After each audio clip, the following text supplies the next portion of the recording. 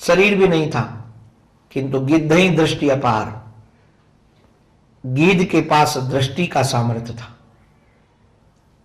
और मैं इस बात को कई बार लोगों के सम्मुख रखता हूं, किसी एक क्रिया का नाम भजन नहीं है, पूजा नहीं है। हम लोग जो किसी एक क्रिया पर निर्धारित कर देते, इस क्रिया का नाम भजन है या इस क्रिया का नाम साधन है, यही सब लोग करें, ये बुद्धिमानी नहीं है। आपके पास आपके ईश्वर ने जो योग्यता दी है, उस योग्यता का प्रयोग आप अपने ईश्वर के लिए करना प्रारंभ कर दें, आपकी आराधना हो गई। किसी को गाने की योग्यता हो और वह ईश्वर के लिए गाने लगे, तो उसकी साधना हो गई कि नहीं हो गई? हमारे अष्टसाप कवियों में एक कवि हुए श्री कृष्णदास जी महाराज। ये बड़े अद्भुत, जैसे सूरदास जी महाराज है वैसे कृष्णदास है। ये कृष्णदास जी का शरीर गुजरात का था और एक मुसलमान राजा के यहाँ इनके पिताजी मंत्री थे। कृष्णदास जी महाराज के बचपन से ही क्रांतिकारी थे, सत्यनिष्ठ थे। तो पिताजी ने किसी के यहाँ चोरी करवाई, स्वयं चोरी का माल अपने घर में रख लिया और दूसरे का नाम लगा दिया, दूसरे आदमी को फंसा दिया, दुश्मन को फंसा दिया, माल अपने पास रख लिया। कृष्णदास बहुत 7-8 साल के थे। इनको लगा ये अन्याय हो रहा है। राजसभा लगी थी, पिताजी भी वहां थे। ये गए और कहा हमारे पिताजी झूठे हैं, जो चोरी हुई है, चोरी का सारी सामग्री हमारे घर में है, हमारे घर में सारी सामग्री है, आप लोग उसको देख सकते हैं। सामग्री पकड़ी गई।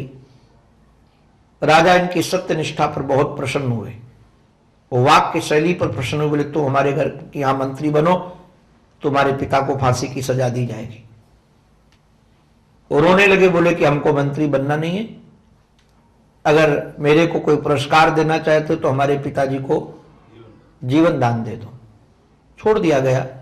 और श्री कृष्णदास जी महाराज उस समय श्री बल्लभाचार्य जी महाराज के पुत्र श्री विठल प्रभु उनकी सेवा में आ गए। उस समय श्रीनाथ जी महाराज हमारे गिरिराज जी महाराज में विराजते थे और विठल प्रभु वहीं निवास करते थे। कृष्णदास जी महाराज वहां के आश्रम की व्यवस्था में थे, सारा कोष का काम उनके हाथ में था। और हमारे श्रीनाथ जी भगवान को तो 56 प्रकार के व्यंजन भाते हैं, बड़े चटोरे हैं जी। तो नित्य नित्य व्यंजन बने। तो श्री कृष्णदास जी महाराज उस समय इतने साधन थे नहीं। महाराज ये जाते थे आगरा में सामग्री लेने के लिए, बैलगाड़ी लेकर के जाते थे सामग्री लेने के लिए। बाजार में दिन भर उन्होंने सामग्री ली और सामग्री लेकर के जब बैलगाड़ी गोवर्धन के लिए रवाना होने वाली थी सामग्री की, क्योंकि मथुरा में इतनी बड़ी मंडी नहीं थी और गिरिराज जी महाराज में तो कुछ था ही नहीं, बन ही था वहां चारों तरफ। सायंकाल समय था, जो निकलने लगे तो किसी के गाने की आवाज आई और जब गाने की आवाज सुनाई पड़ी तो कृष्णदास जी महाराज संगीत के परम विद्वान थे, आराधना साधना में उनका जीवन लगा हुआ। तो जान गए इस आवाज में कोई पीड़ा है तो संगीत की जानकार जिसकी आवाज है।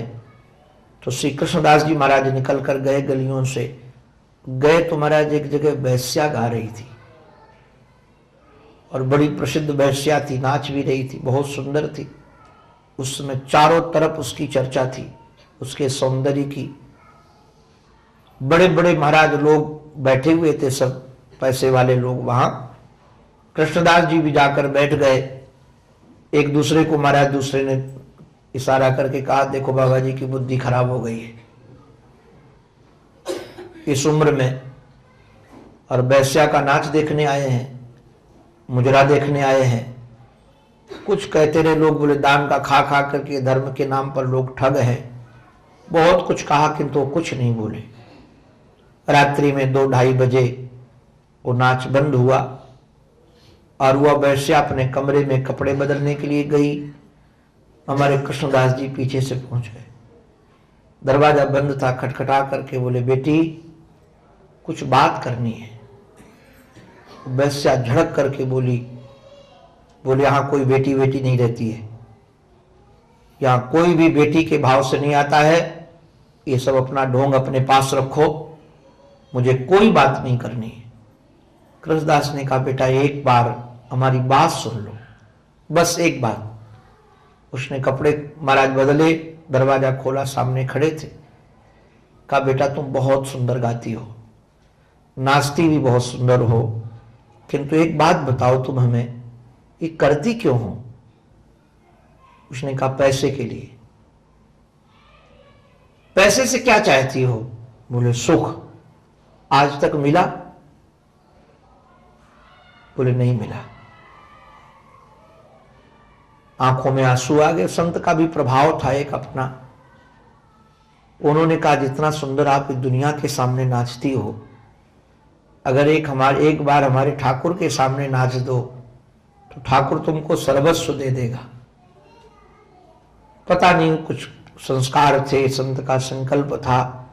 उसने कहा जरूर नाचेंगी। बोले नाचेंगी नहीं, अभी चलो। और बैलगाड़ी में वेश्या को बैठा लिया अपने, संत की मौज, और बैठाल कर जो लेकर के सुबह सुबह आए। महाराज सब जगह निंदा होने लगी कि वो प्रसिद्ध वेश्या थी। सब जगह चर्चा का विषय बन गया कि कृष्णदास भ्रष्ट हो गया, वैश्यागामी हो गया। सब जगह सबके विरोधी रहते हैं। जान जाना जिस दिन आपका कोई विरोधी ना हो, समझ जाना कुछ गड़बड़ मामला है। जब आपकी उन्नति होगी तो आपके विरोधी होंगे ही होंगे। मुर्दों का कोई विरोधी नहीं होता। चैतन्य से विरोध मानते ही हैं लोग, अकारण मानते हैं। हमारे एक महात्मा थे मस्त राम जी, वो लोगों से पूछते थे कोई तुम्हारा दुश्मन है? बोले कि हाँ इतने इतने इतने। बहुत परेशान होकर एक बार मरघट में पहुंचे तो कई मुर्दे रखे थे। बोले ये शांति से सो रहे हैं, और तो कोई शांति से सोता नजर आया ही नहीं। महात्मा थे फक्कड़। तो महात्मा जी वो मुर्दों से पूछ बैठे। मस्तराम मुर्दों से बोले मुर्दों कुछ बतलाओगे? उनमें से एक मुर्दा बोला मर जाओ सुख पाओगे। आप बेकार चैतन्य बन के रहोगे तो विरोध झेलना ही पड़ेगा। बोले अब हमारा कोई विरोधी नहीं है।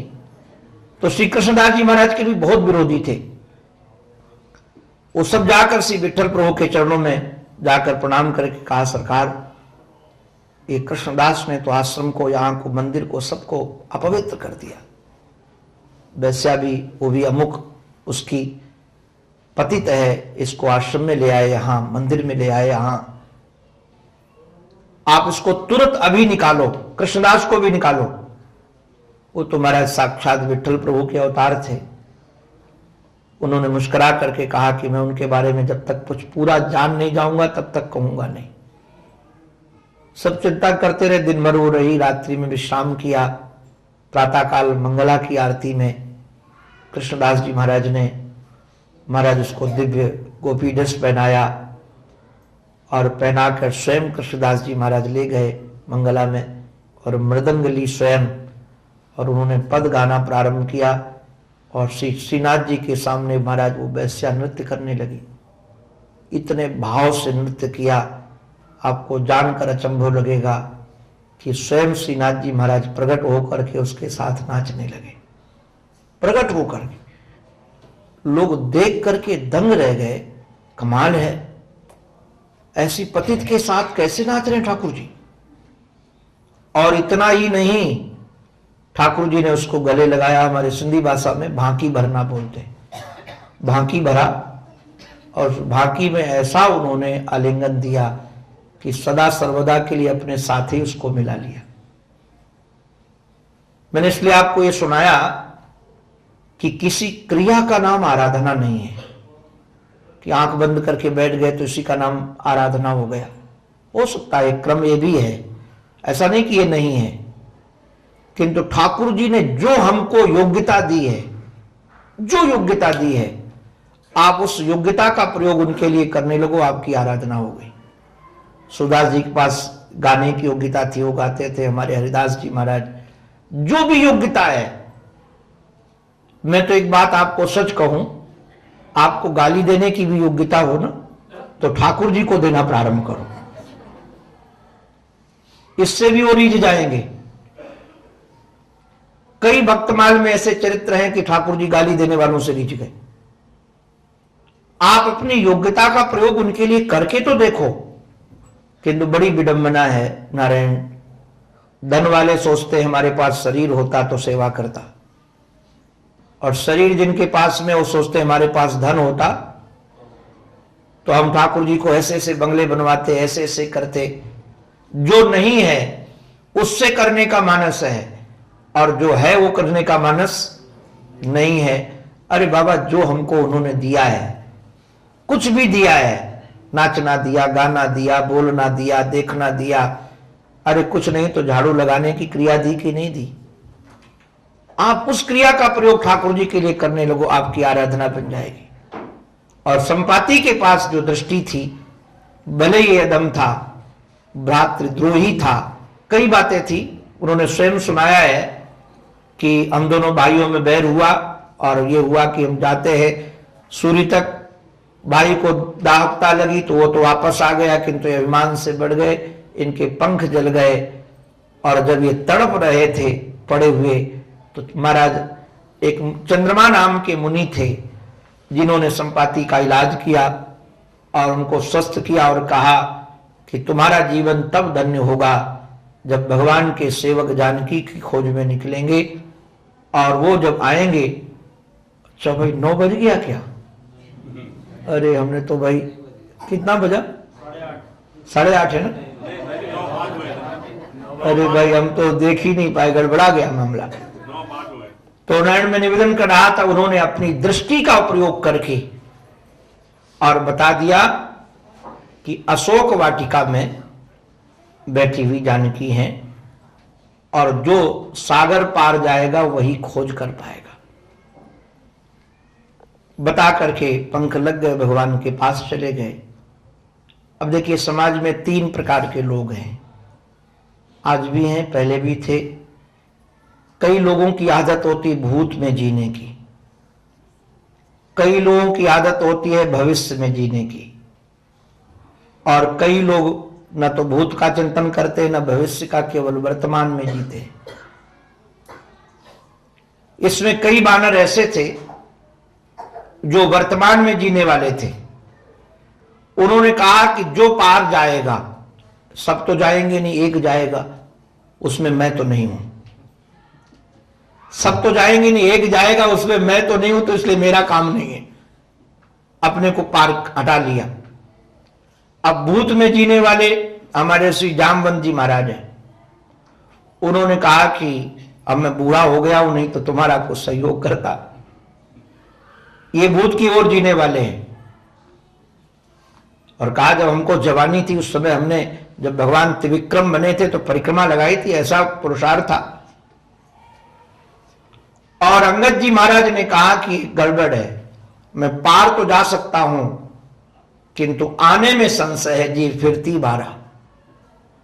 ये भविष्य में भयभीत है कि मैं जा तो सकता हूं किंतु आने का चांस कम है। संशय है हमारे दिमाग में, कंफर्म नहीं है, संशय है कि हम शायद वहीं रह जाए। इतने में देखा कि महाराज एक बानर बिल्कुल शांत बैठा है, और मैं इसलिए कह रहा हूं कि इन्होंने अभी तक आंख खोली नहीं थी। अगर आंख खोली होती और कान इनके खुले होते तो श्री हनुमंतलाल जी महाराज को पता चल जाता, क्योंकि संपाति ने पूरा पूरा पक्का एड्रेस दिया था। अब पढ़िएगा किष्किंधा कांड का लास्ट, पक्का एड्रेस दिया था कि समुद्र के पार महाराज उस तट पर लंका है, रावण वहां का राजा है, और वहां अशोक वाटिका में जानकी विराजमान है।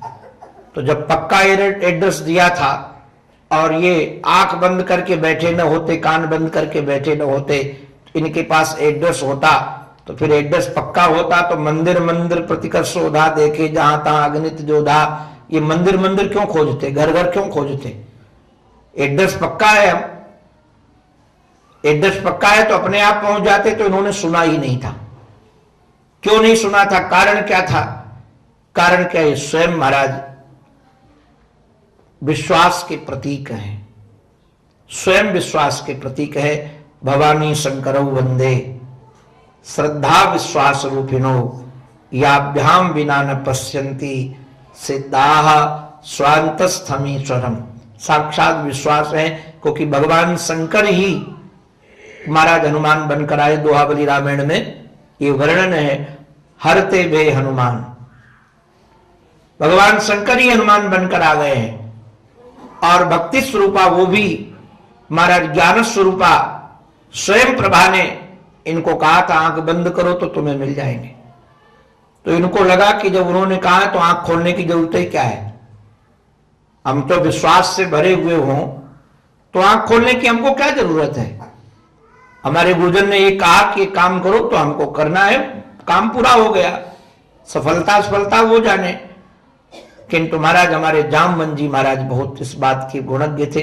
और महाराज ये साक्षात ब्रह्मा के अवतार हैं जामवंत जी, और बड़े कुशल थे, जानते थे। तो हमारे श्री हनुमंत लाल जी महाराज का यश गाया, और बाद में जब कहा कि आपका अवतार ही हुआ है राम सेवा के लिए, जामवंत के वचन सुहाए, सुनि हनुमंत हृदय अति भाए।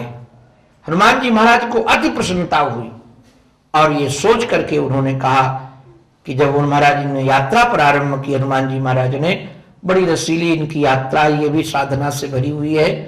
हमारे श्री तुलसीदास जी महाराज ने एक बात बड़ी रसीली यहां कही है, सिंधु तीर एक भूधर सुंदर।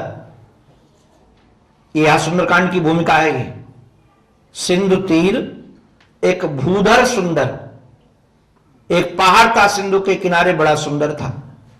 उस पर श्री हनुमंत लाल जी महाराज चढ़े। यहां पहाड़ों का भी क्रम है।